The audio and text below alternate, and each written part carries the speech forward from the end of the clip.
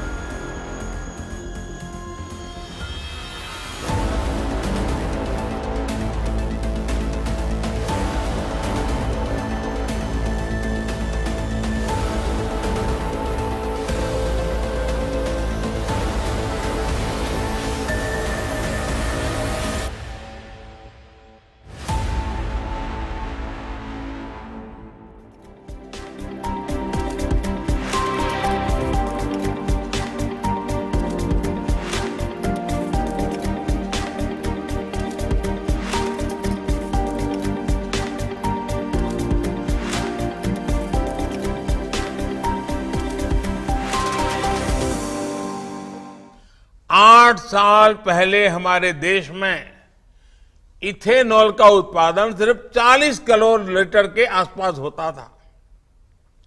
आज करीब करीब 400 करोड़ लीटर इथेनॉल का उत्पादन हो रहा है। इतनी बड़ी मात्रा में इथेनॉल बनाने के लिए कच्चा माल हमारे किसानों के खेतों से ही तो आता है।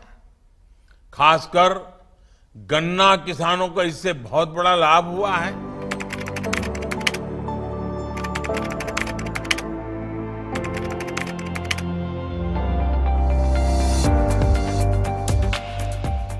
Prime Minister Narendra Modi dedicated the second-generation 2G ethanol plant set up at the Indian Oil Corporation's Panipat refinery in Haryana. Spanning 35 acres, this 2G ethanol biorefinery is capable of processing 2 lakh tons of rice straw annually to generate around 3 crore litres of ethanol using Praj Industries technology. While benefiting more than 1 lakh farmers, this biorefinery is expected to create around 1,500 jobs for rural youth. Importantly, it will help address the major challenge of stubble burning related pollution by eliminating around 3,20,000 metric tons of CO2 every year, which is equivalent to replacing nearly 63,000 cars on the road annually. This second-generation biorefinery alone will save foreign exchange worth INR 55 to 60 crores every year that is otherwise incurred on fuel imports. This project will give a boost to Make in India initiative and help achieve 20% ethanol blending. Doordarshan team decided to do an in-depth analysis of biofuels and spoke to all the stakeholders in order to understand the importance of having a varied energy basket.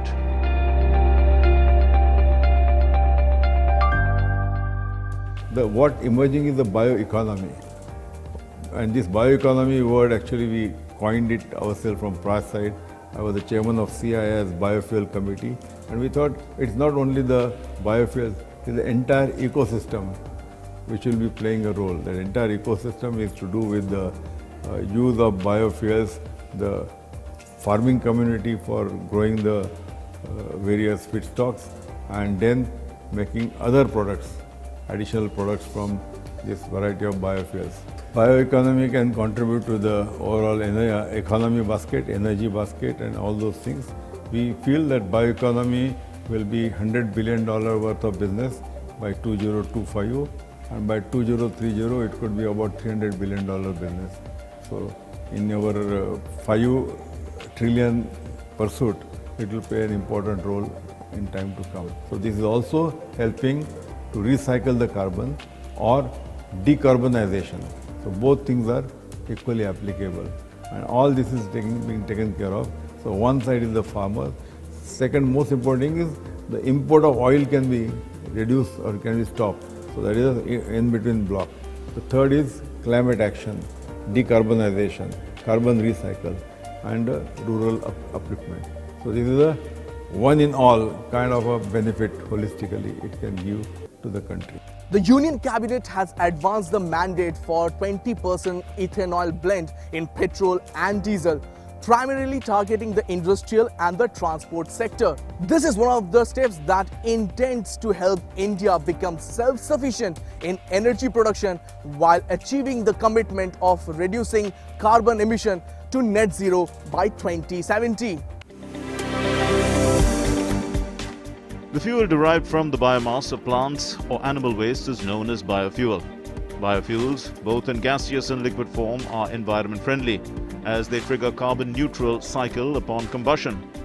In the social context, the collection of agricultural waste as feedstock creates employment in rural areas and is an alternative sustainable revenue stream for farmers that boosts the rural economy.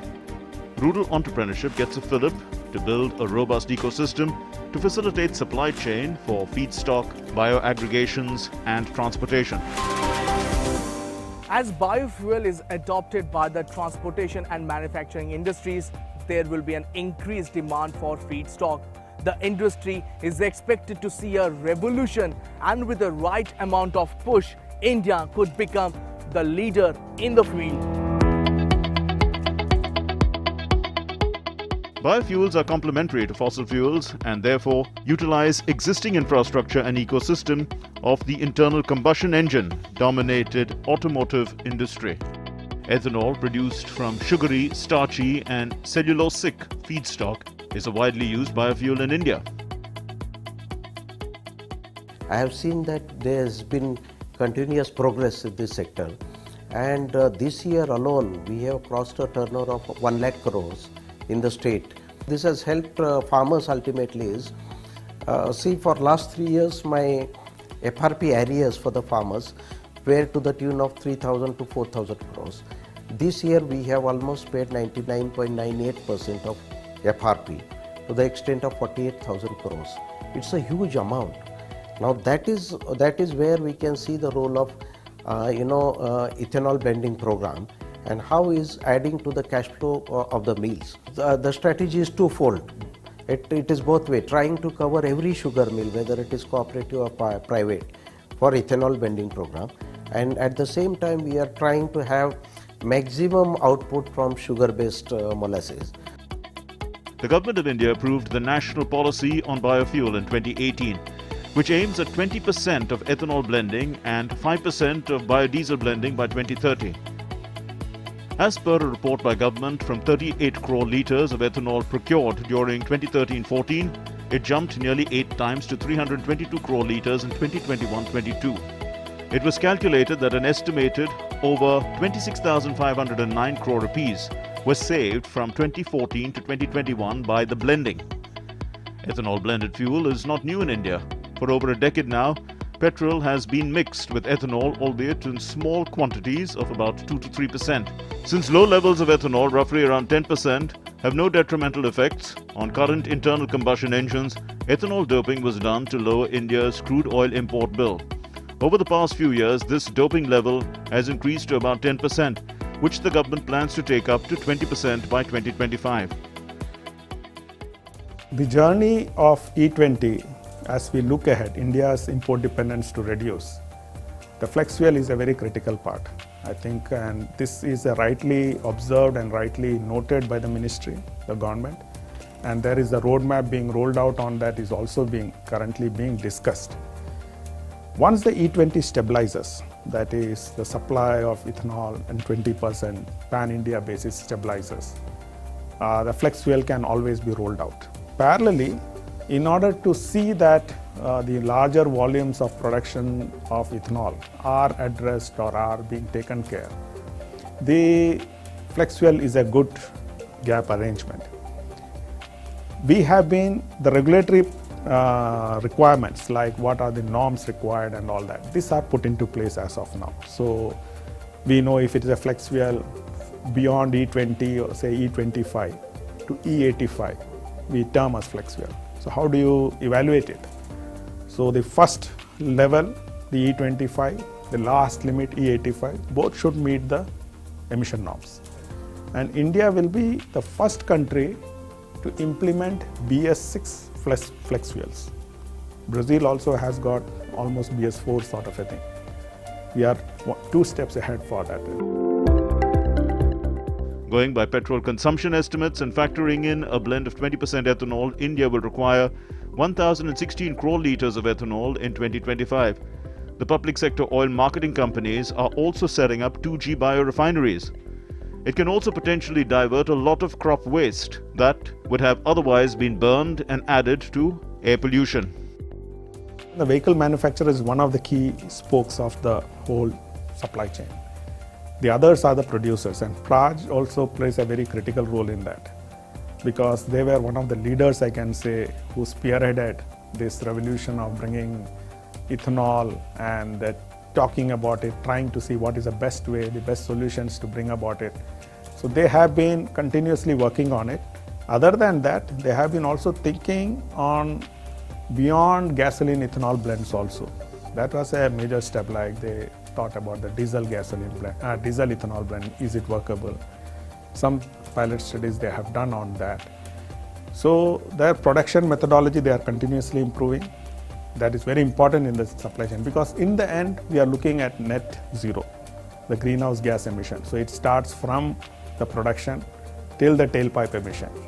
So you need a continuous improvement to be done, and I find them to be very focused on that and doing an excellent job in that manner. The Praj Infinity technology is a world-class technology, globally benchmarked.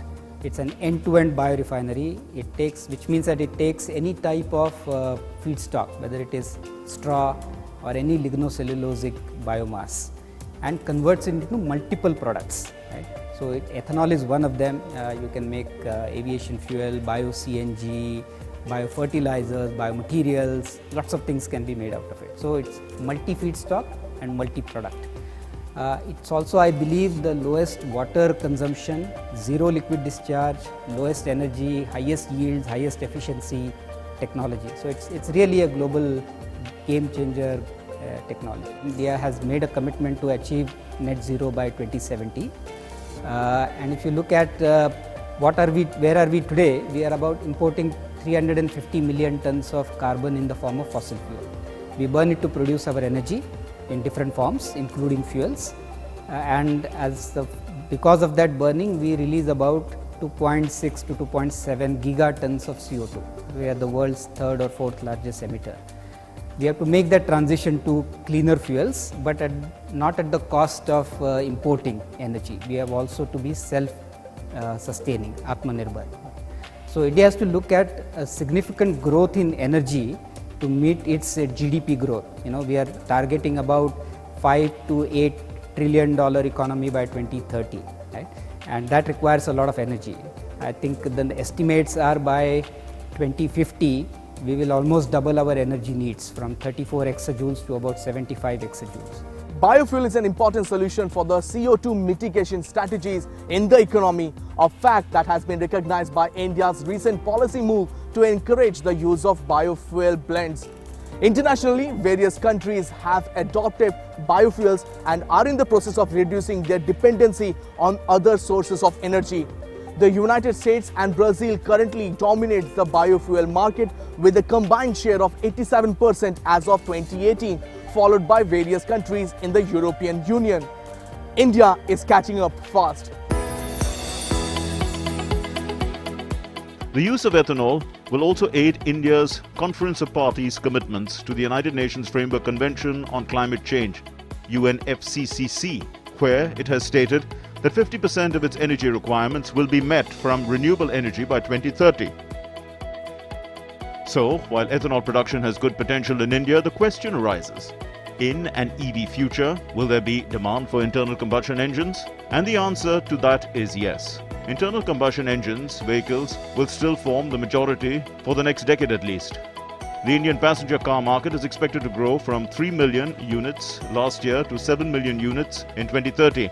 Of this, while estimates vary widely, nearly all agree that EVs will not exceed 30%, which means even at that level, a massive 5 million odd units will still be driven by internal combustion engines. It's clear that something needs to be done to reduce these emissions too, which is where the government's E20 plan plays a part. With a 20% ethanol blend, not only will the country be reducing its crude imports, it will also mean a cleaner fuel is being burned, as ethanol, being plant-based, has the lowest carbon emissions on a well-to-wheel basis. When it goes to 20% blending, I think we are talking of something like $2.7 billion of GDP impact that 20% blending can make. If even 10% of India's residual biomass, which I talked about 500 million tons of biomass available, even if 10% of that is converted into biofuels, primarily ethanol, that would amount to about $2.7 billion of impact on our GDP in the form of foreign exchange savings, in the form of farmer income increase and import subsidies. So it's a mammoth impact that one can talk about. Alongside ethanol, compressed biogas, CBG, is fast emerging as a promising gaseous form of biofuel for transport sector. CBG offers similar socio-economic and environment benefits like ethanol. Identifying potential benefits of CBG, Government of India has institutionalized a very progressive policy initiative, SATAT, Sustainable Alternative Towards Affordable Transportation, that will promote CBG production and usage in transportation sector. The Sustainable Alternative Towards Affordable Transportation scheme, launched in October 2018, aims to establish an ecosystem for production of compressed biogas (CBG) from various waste biomass sources in the country. Ethanol supplies have improved from 380 million litres in 2013-14 to 1.89 billion litres in 2019. A total of 1 lakh crore rupees worth of biofuel will be purchased every year by oil marketing firms in the future for blending. This money will be ploughed back to the rural economy. This arrangement also improves the health of the payment cycle to farmers, since oil marketing companies settle their ethanol dues to distilleries in 21 days instead of the months that the farmers had to wait for their payment from sugar mills. What happened here is many people produce paddy straw, which availability is good, and firstly they are burn it, which is not good for our environment, and nowadays they got some money for that and they are very happy. And farmers call us and say that our paddy straw get it and we can collect it and give it to this price plant, which is also extra income for the farmers. मेरे पास मक्का का peak है, वो इस खेती में जो रहता है ना, तो जलने को तुमको देने का है ना, तो ये वास्तव ऐसा बोलता है मैं कि तो हमको जो तुमको देने का, हमको खेती का जो खर्चा होता है वो निकलता है. आप गहू में करायचं ना, तर ते जाळून टाकत होतो आम्ही बूस काटणे गेलेले. ते आता कंपनीला द्यायला लागल्यामुळे आम्हाला 4 पैसे मिळेल. जाळून टाकण्यापेक्षा 4 रुपये मिळतात, आमचा खर्च निघतो. जे खर्च होतो ना तेवढा मिळतो आम्हाला. कापायचा, भरडायचा, खत पाणी तेवढं होतं वरचीवर जाळून टाकण्यापेक्षा. जे आम्ही मका वगैरे करतो ना, त्याचा जे भुसा निघतो ना, तो टाकून जे द्यायचं तर आम्ही इकडे कंपनीला देऊन आम्हाला पैसे मिळतात त्याचे. We decided to take a tour of the Praj industry and take a closer look at its indigenously developed technology processes to produce a variety of products. In 2016, we have started setting up this demonstration, and within 9 months of period we mechanically completed, and in 2017 we started operating this plant. This is the first plant of Asia which consumes 12 tons of biomass per day and producing 3.3 kiloliters per day ethanol. That is the speciality, and nobody in the Asian zone has demonstrated this type of scale and technology on a viable scenario of the farmers. As a process, this biomass is coming from the fields in baled form. Suppliers are there, so FPO is the model what we promoted, so that everybody will get the job. From biomass baling, debaling to This first processing is milling. From milling, it is going for the washing, where all inert material get washed out. And from washing, it will go to first step of your pre-treatment. So in pre-treatment, particularly, we are observing that all the inbound sugars should get released. So C5, C6 sugars are getting separated in pre-treatment. Then we are doing it for the enzymatic hydrolysis. Further to that is fermentation. Once fermentation over, your ethanol is out. Then whatever the solid liquids are there, those solids are lignin rich, from where we are developing the concept. Now it is going to be launched very soon as a lignin to biobitumin. So road construction takes over. Yes, so entirely biomobility platform, which required for the transport in road making as transport fuel for all cars. It is going to be produced from this plant. Not only that, even for the spent wash whichever is coming out, we are producing the compressed biogas from that. So entire process is zero liquid discharge. The big shift happened in 2018 when the central government announced a new biofuel policy with a 4-year target of blending 10% ethanol with petrol. And leading the bandwagon is Praj Industries, which is India's biggest biofuel technology company with a market share of 70% in ethanol production. With the goal of providing environmentally friendly solutions, Praj Industry also established an R&D center in the very first decade of its inception. It conducts research in the emerging areas of industrial biotechnology like second-generation biofuels, advanced biochemicals, and health and wellness products. It has 16 well-equipped laboratories which include microbiology and molecular biology, bioprocess technology, process engineering, and chemical sciences. The facility also has a state-of-the-art fermentation scale-up facility of 1,000 liters. This is the pilot plant facility for sustainable aviation fuel. So, in this sustainable aviation fuel, there are 2 steps. So, first one is production of isobutanol. So, isobutanol will be the intermediate product, and after that, through 3 typical chemical reactions, we'll get our sustainable aviation fuel. In addition to that, we also will have a high energy fuel called isooctane, with that which can go for high end applications such as you can see Grand Prix races. So those require high octane fuels. So that high octane fuel also you will generate. But so it all might this be a possibility that in due course of time we might see F1 races happening in these biofuels. Exactly, sure, you can envisage that. Rather, we are also envisaging that. But this will be a co-product. Our main focus is having a sustainable aviation fuel which can be blended with your regular aviation fuel in some kind of percentage as regulated by our aviation ministry. As India's biggest biofuel technology company, Praj has footprints in over 100 countries across 5 continents. And the man who is responsible for taking it to dizzy heights is its executive chairman, Dr. Pramod Chaudhary, an alumnus of IIT Bombay. He is the first Asian recipient of this global honor that recognizes his exemplary work in bioeconomy.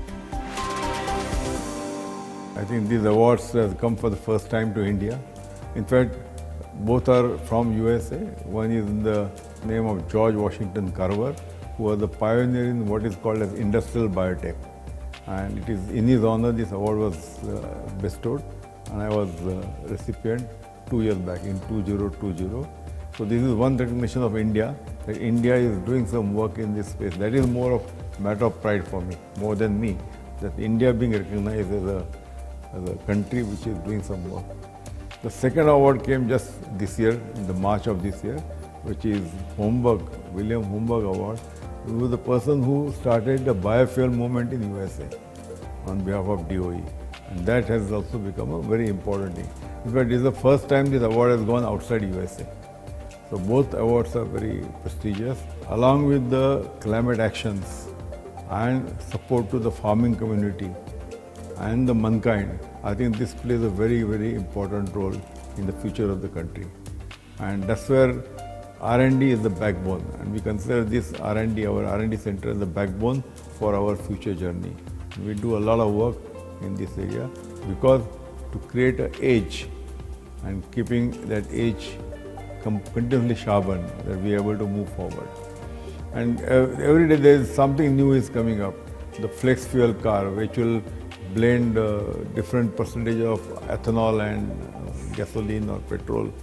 Then we are looking at bioplastics, the entire range of bioplastics, which is emerging out, and that will be another area where we are working on. You've seen here a lot of work is going on there. Like that, then we are looking at SAF, Sustainable Aviation Fuel. So there's a list of various development work we have to do, and which will have a lot of potential going forward. Not only the business potential, luckily the country under the leadership of Honorable Prime Minister is making strides in this area. They genuinely believe that these are the areas which are going to be helpful to take care of climate action. And I think we are really contributing our bit of it for that, where you can see that the next generation is saved or at least taken care of by taking action today.